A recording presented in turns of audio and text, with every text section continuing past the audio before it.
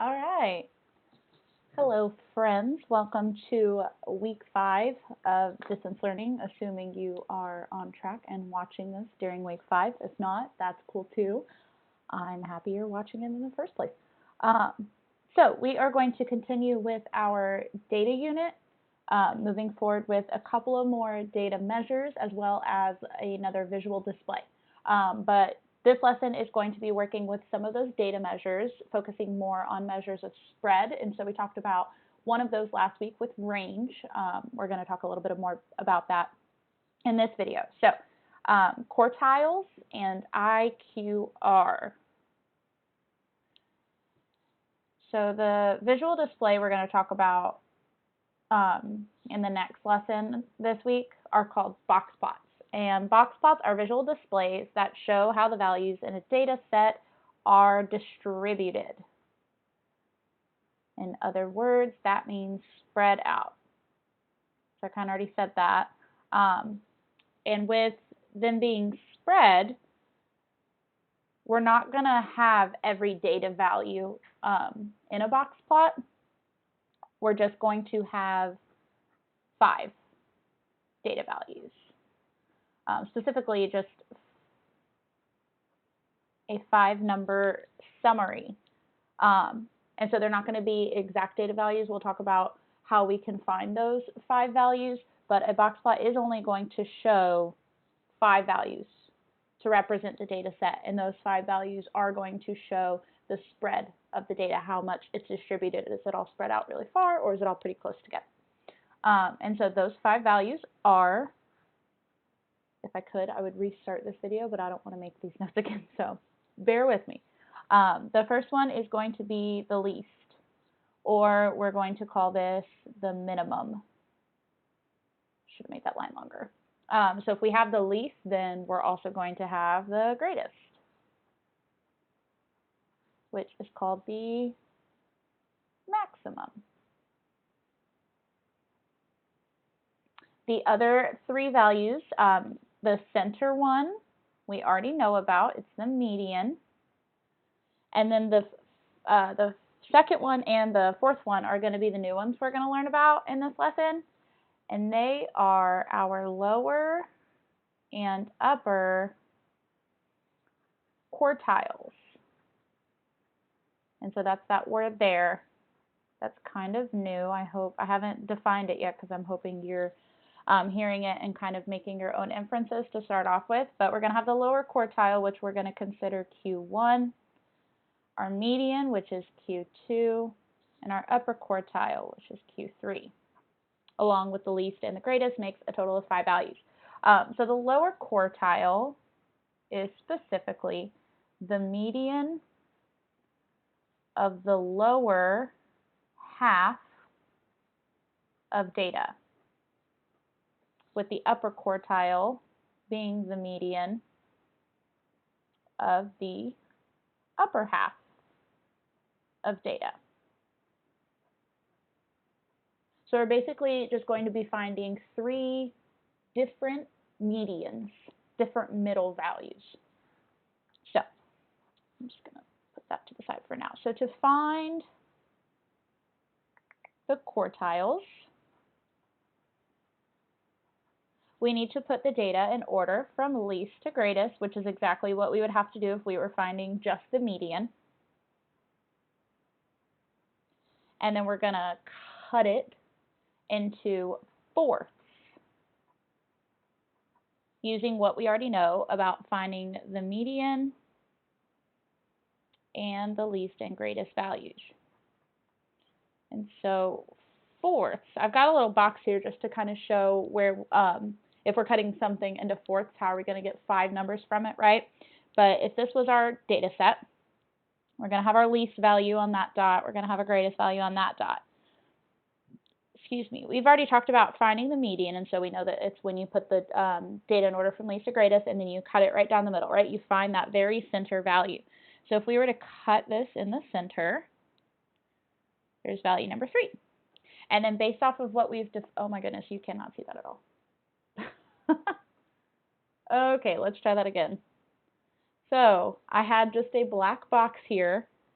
I put just a dot there to represent our least value, a dot there to represent our greatest, and then I cut that box in half, which is going to kind of be like our median, because that's what we do with our data when we find our median, is we just right down the center of the set of data.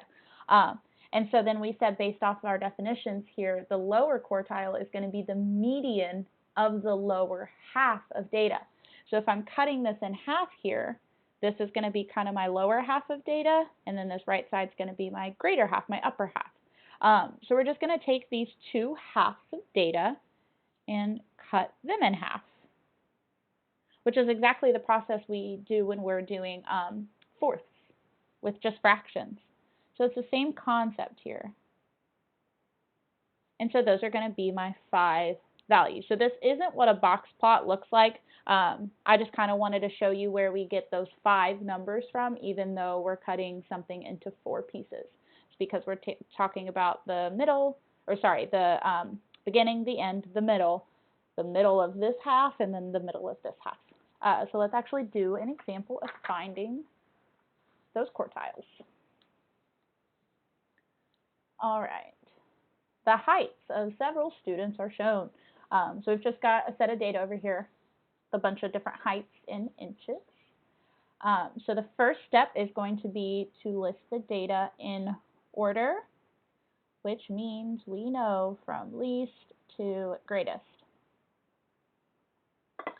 So let's see. I've got things in the 50s and the 60s. So I'll start with my 50s. Looks like 54. And then we've got 2 56s. And then we've got a 58. I just noticed another 58. I'm doing this with you guys because I want you to see that it's okay for it to take a bit of time. I want you to see kind of, you know, how meticulous I'm being, because that's one of the biggest mistakes I've seen, is a student will know exactly how to find the measures, exactly how to cut it in half, do all the things, but they'll have missed a value in their data, or they'll have not put something exactly in the right order from least to greatest, and that kind of ruins everything. So take your time with this part. It's the easy part, right? The part you kind of already know how to do. So don't let that be the thing that messes you up. Okay, and I'm glad I put check marks since I took a little aside here because I lost my place. All right, so we're in the 60s. We're going to have 60. I see 2 61s, 62, and 63. And then, like I said last time when we talked about finding the median in the first place, putting the lines down here to represent, I know that I have 1, 2, 3, 4, 5, 6, 7, 8, 11 data values. So I went ahead and had 11 lines down here, and that kind of helps you keep track too, to make sure that you don't miss any of them. So that's step 1. That's the easy part. Step 2, we are going to find the median. So we already know how to find the median. We're just going to, one side at a time, cut down.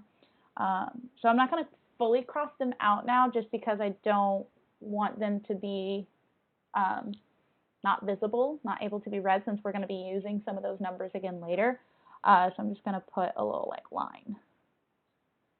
1, 2, 1, 2, 1, 2, 1. There we go. So my median is going to be 59.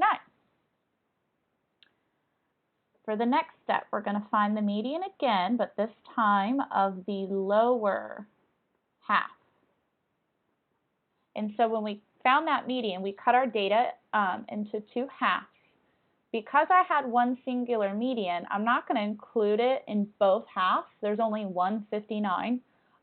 There's only one of this particular value, even if, you know, the median was 58. If that was the median, then that one was, not both.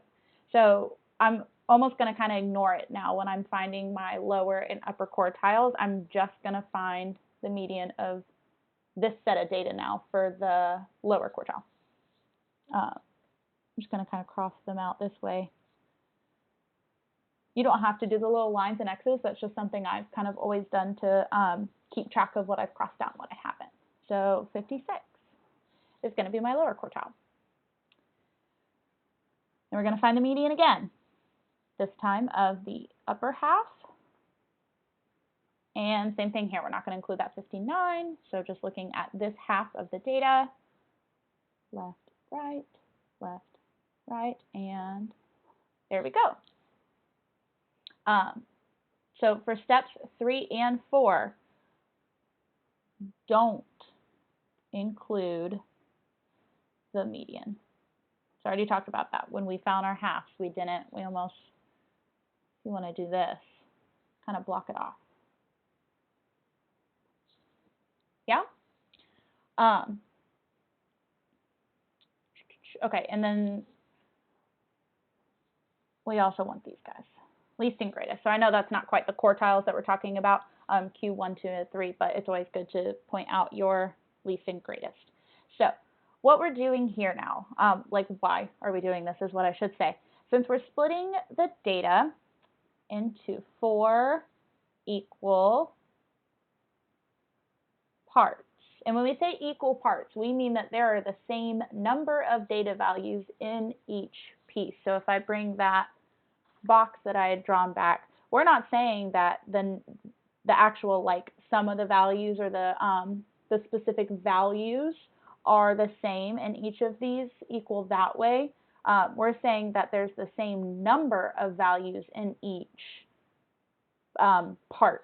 So think more of them kind of as each data value, almost like maybe like a marble or something, and you're literally splitting it into 4 groups, equal groups, and then each marble might like be a different size or be a different color or something, and so that's kind of where the exact value of the data value comes in. But right now we're just talking about physically, you know, if I've got 12 marbles, 12 data values, I'm going to have 3 in each group kind of thing. Because 12 divided by 4 is 3, if you didn't catch that. So since we're splitting the data into 4 equal parts, though, we're finding out what 25%, 50%, and 75% of the data is. And so I hope that doesn't come as a shock to you that I'm saying those numbers, because if we're talking about quartiles, I hope you already thought about the word quarter. So just like splitting a dollar into 4 equal parts, you get 25 cents, 50 cents, and 75 cents. Okay? So quartile, same as quarter, same as quadrant if we were graphing. Remember our 4 quadrants on the coordinate plane with our x and y's. So what does that mean? Why does that matter? Let's do another example. So here we've got scores on a math test. So just going to put that to the side. Hope you can see this time. Okay. I'm not going to list it out step by step. We can still see our steps up here.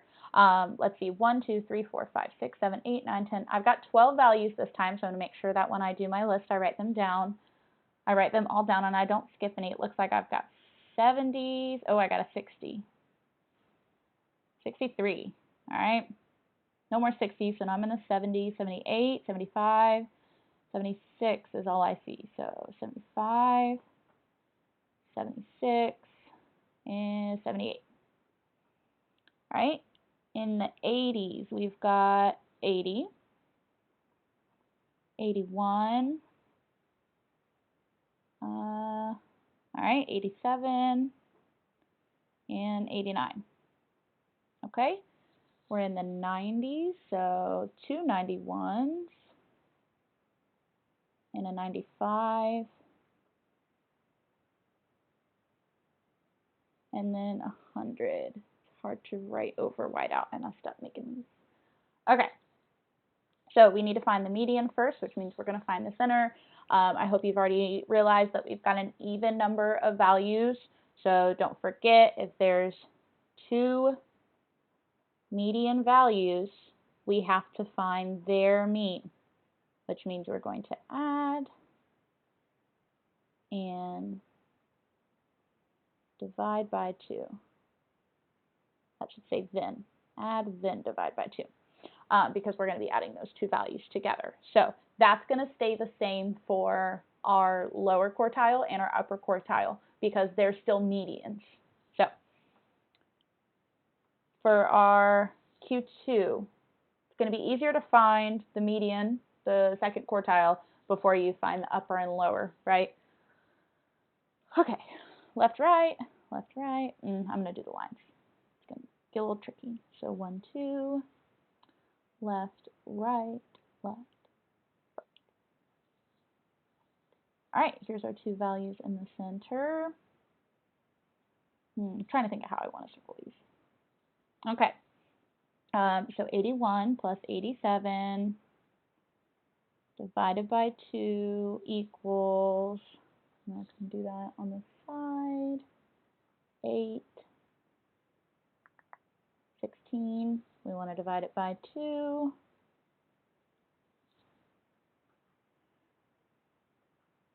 2 goes into 16 8 times, which is exactly 16. 2 goes into 8 4 times, which is exactly 8. So our median is 84. All right, for steps, I was trying to figure out what I wanted to say there. So for steps 3 and 4, so for us finding our lower and our upper quartiles, for this example, because we only had that one median, we didn't include it in either half. For this one, when we have two median values, well, one of them's the lower side of the median and one's the upper side of the median, the least and greatest, if you must. So we actually are going to include them in each half. So for steps 3 and 4, include the two medians, the literal medians, not the quartile medians. So I'm going to cut my data off here, and I really recommend that you kind of draw those brackets and separate your data. That's going to be helpful. And so now I literally have two full halves of data. If you think about it, there's 12 points. So if we had 12 things and we split them in half, we would get 6 and 6. Whereas up here we had 11. You split 11 and a half, you get 5 and a half. And we're not going to cut this data value in half exactly and give, okay, well, what is that, 20, 29, 28.5? We're not going to, you know what I mean? That's wrong. 60 divided by 2 is 30. So 58 divided by 2 would be 29. So yeah, 29 and a half. Okay. All right, so lower quartile of this data set, we're going to go left, right. So now we're using that. Left, right. We're going to have two values in the center again. So 76 plus 78. We need to divide by 2. 6 plus 8 is, you can't see that, 14. 14 plus 1 is 15. 154 divided by 2. 2 goes into 15 7 times, which is 14. 2 goes into 14 7 times, which is 14. Check the time, make sure I don't, there's a Jonas Brothers announcement happening, you guys. I know some of you know how exciting that is for me. All right, cool, so 77 is going to be our lower quartile. For our upper quartile, we're going to do the same thing, just on the other side. So this is one of those things that I have a feeling some of you are going to get a little annoyed with. But remember, tedious doesn't mean you can't do it. So left, right, left, right. Ooh, easy peasy. The 2 in the middle here are both 91. So 91 times 2, and then divided by 2 again is going to give us exactly 91. So save ourselves some time there. So that's how you find your quartiles. And then the last thing we need to talk about is if we're finding these quartiles, going back to, kind of why does it matter? You know what? Let me backtrack. I said, why does it matter here with the 50%? These quartiles. We can look and say, well, if this is 50% of the data and our median is 84, then half of our students got greater than an 84. Or here, half of our students got less than an 84. If we cut it here and look at our quartile 1, we're talking about 25% of the data. So we could say the bottom 25% got a 77 or below. Or I don't know if any of you guys have ever paid attention to maybe sports statistics or even statistics with testing or things like that. But they'll say that, the bottom quartile or the top quartile, the upper quartile, the top 10%. That's the same kind of thing that we're doing here. So the bottom quartile got a C and below. And so that might be helpful to know, well, if a fourth of my kids, if a fourth of my students got a C or below, or a fourth of my students got a 91 or above. A fourth of my students got an A or higher. That's great. That's good knowledge to have. And so this is actually stuff that teachers use sometimes to think about, to kind of help visualize maybe a little easier how their students did for this specific example data set of test scores. All right. Getting a little winded with a lot of talking. I'm not used to that anymore. Okay. So the last thing that we're going to talk about for this lesson, we said we're going to talk about quartiles, and then we're also going to talk about something called IQR. And so if we're talking about the IQR, we need to bring back this definition, the measure of spread. And so the measure of spread is a single value used to describe the spread of a data set, how it distributes out. And so the one we are going to learn about, well, just kidding, I wanted to rewrite the definition here of range. And so if you did your work from last week, you know that the range is the difference, which means we subtract between the least, that line is crooked, and greatest value. So we're literally just going to find the greatest value in the data set, the least value in the data set, and subtract them. And that's going to be your range, your spread of your whole data set. But now we're going to talk about something called the interquartile range. So before we define it with an exact definition, let's think about what those words means. Range, what we just talked about, the difference between the least and greatest values. Interquartile. Sometimes you'll see interquartile. They're kind of the same thing, so I'll put both. Inner means kind of in between, right? Quartile, we just found some quartiles, right? Our lower quartile and our upper quartile. So now we're literally going to find the range that's in between the quartiles, opposed to the range that's in between the whole data set.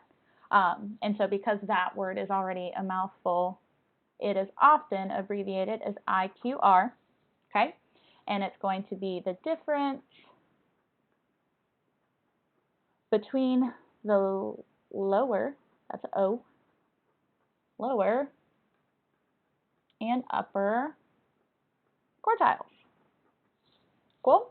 So the IQR specifically describes the spread of 50%, which is half of the data. And the reason that matters is because if we think about the interquartile range, we're talking about the spread of just that middle 50% chunk, right? Let me pull my little visual back up here. So this is 25%, 25%, 25, 25, right? So this line is 25% of the data, assuming we're starting here. This line, this is 50% of the data. Again, assuming we're starting here. Whereas if we start here and look at this, this is also a chunk of 50%. And it's that middle chunk, right? And so if we're talking about, a measure of center being a typical value that describes the data set, that's kind of saying the middle of the data is really important, especially when we have outliers. So the range, if that says, I'm not going to take the time to dig in my notes. Let me come up with it. All right, working on the fly here. So let's say the range of test scores. Let's say the range was like, I don't know, 35. And so maybe the top person got a 100. Well, if the range is 35, then if that was, let me write this on the other side. If that was the greatest, then the least would be a 65. That's kind of a big range, right? Literally from a D to an A. And so that might make a teacher or somebody else think like, ooh, your kids didn't really all have a certain understanding of it, because some kids didn't do so well and some kids did really well. So where are they at? Whereas if we look at the interquartile range and we look at just the range of this middle 50%, let's say that range is only like 5. That could range anywhere from like a 70 to a 75, right? Which says, okay, everybody got a C, everybody did pretty average, or that range could be from an 87 to a 92. And so that's really good too, and that says a lot more about how everybody did than 65 to 100. Maybe this 65 was an outlier. Maybe this one kid just didn't have enough time to study, or maybe this 100 was an outlier. Maybe this one kid studied really, really, really, really hard, or this was his best subject or his best topic the whole year. So The range tells us a lot about the spread of a whole data set, but it also includes outliers, whereas the interquartile range doesn't. And it's going to give you a clearer notion about really how much the greater chunk of the data values are spread out. So let's do an example. Okay, student height. So I went ahead and put that data back in order from least to greatest. This was the same data we used from the problem prior, that other example. And so 54 was our minimum. I'm going to use minimum here and maximum because you're going to see both of those as well. We know that 59 was our median or our Q2. 56 was our lower quartile or Q1. And then 61 was our upper quartile or Q2.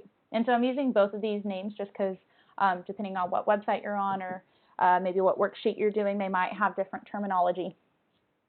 So the range is going to be the maximum to the minimum. So 63 minus 54.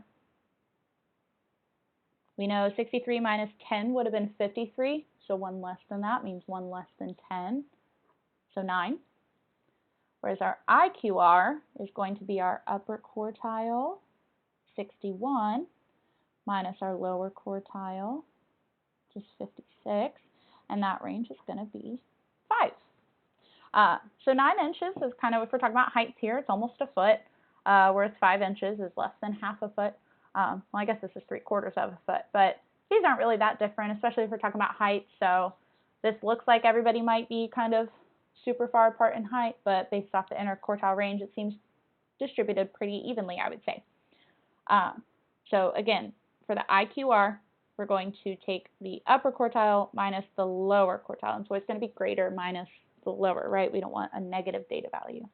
And so the IQR is going to be helpful when comparing 2 sets of data as well, not just looking at one, but if we have 2 sets of data. And we will talk about that more in the next video when we talk about Boxplots. So if you're doing IXL, you're going to have a skill that's just on finding quartiles and the interquartile range. So it'll give you a set of data and say, you know, what's the lower quartile. I'll try to make the worksheets kind of mirror that as well, since this lesson was just about finding these data measures and not necessarily about that visual display of Boxplots yet. But you're going to want to watch that video too, because it kind of helps put some of these into a little bit more of a applicable sense as far as why do you need to know them. But I hope this was helpful. As always, let me know if you have any questions. I'm right on time to go watch my Jonas Brothers video. So thanks, guys. See you later.